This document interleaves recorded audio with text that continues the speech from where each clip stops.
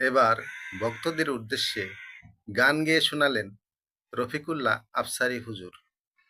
কিন্তু কেন তিনি একজন আলেম মানুষ হয়ে গান গাইতে হলো? তার কারণটাই বা কি?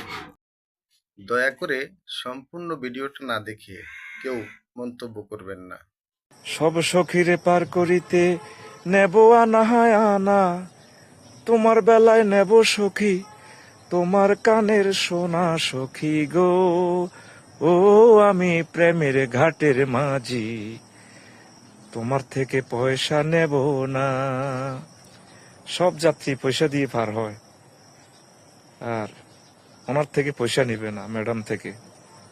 একই মামলায় আরিফ বাবর, সুরঞ্জিত সাহেবের মামলায় সকলে খালাস পায় বেকসুর। শুধু হাফেজ নাইম, রাসূল সাল্লাল্লাহু আলাইহি সাল্লামের স্নেহের ধন, 20 বছর জেল খাটার পরেও তাগুতের জাল মেটেনি।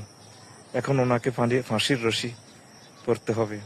ওবায়দুল্লাহ ফারুক ভাই, জামাতের কাপড় খোলার আগে হাফেজ নাইম ভাইয়ের গলার ফাঁসির রশিটা খুলে নিন।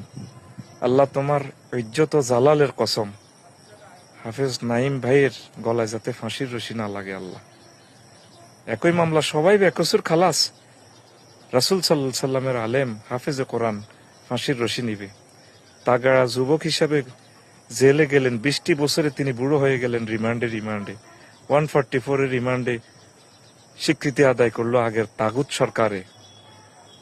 আর এখন ওনাকে ফাঁসির জন্য প্রস্তুত করা হচ্ছে। বাংলাদেশে আলেম ওলামায়ে কেরাম, হাফেজ নাইম ভাইয়ের জন্য একটু অনলাইনে লিখুন, সরকারের দৃষ্টি আকর্ষণ করুন। আল্লাহ তাকে হায়াতে তাইয়্যিবা দাও। হাফেজ নাইম ভাইকে আমাদের মাঝে মুক্ত আকাশে ফিরিয়ে দাও।